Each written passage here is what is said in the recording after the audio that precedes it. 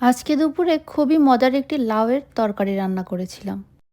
এটা খুবই কমন একটি খাবার, কিন্তু আমি যেভাবে রান্না করি সেই রেসিপিটাই শেয়ার করতে চলে আসলাম আপনাদের সাথে। আজকের রেসিপিটা হবে কুমড়ার বড়ি দিয়ে লাউ চিংড়ি। প্রথমে আমি লাউটা কেটে নিব। তার জন্য একটা ফ্রেশ লাউ নিয়েছি। আমি সম্পূর্ণ লাউটাই আজকে রান্না করব। এবার আমি লাউটার খোসা ছাড়িয়ে নিয়ে আমার পছন্দ মতো টুকরা করে কেটে নিচ্ছি। লাউগুলো কাটার সময় অবশ্যই খেয়াল রাখবেন সব পিসগুলো যেন একই সাইজ হয়, তাহলে সবগুলো একই সাথে সেদ্ধ হবে। এবার আমি একইভাবে সবগুলো লাউ কেটে ভালোভাবে পরিষ্কার করে ধুয়ে রেখে দিব। এবার মেন রান্নায় চলে যাব। প্রথমে আমি কুমড়োর বড়িগুলোকে ভেজে নেব।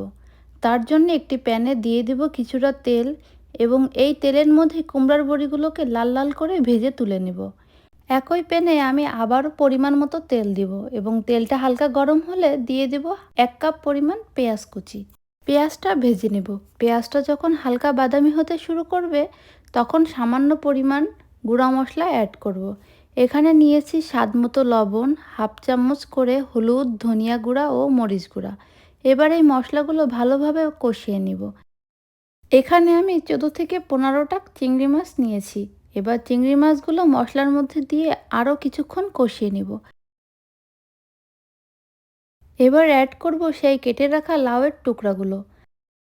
আরও দিব অনেকগুলো কাঁচামরিচ। এই লাউ তরকারির মেইনলি কাঁচামরিচ দিয়ে রান্না করলেই বেশি টেস্টি হয়, কিন্তু আমি কালারের জন্য সামান্য শুকনো মরিচ গুঁড়া ইউজ করেছি। এবার সব কিছু ভালোভাবে মিশিয়ে ঢাকনা দিয়ে ঢেকে রেখে দেব 15 মিনিটের জন্য।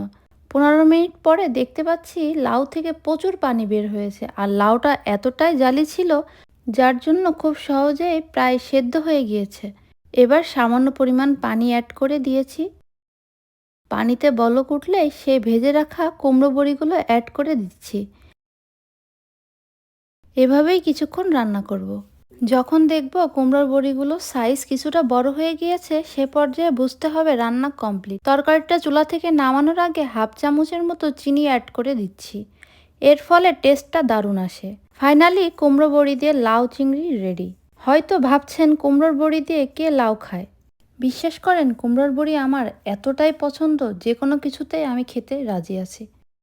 আজকের মতো এখানেই বিদায় নিচ্ছি। সবাই খুব ভালো থাকবেন। আল্লাহ হাফেজ।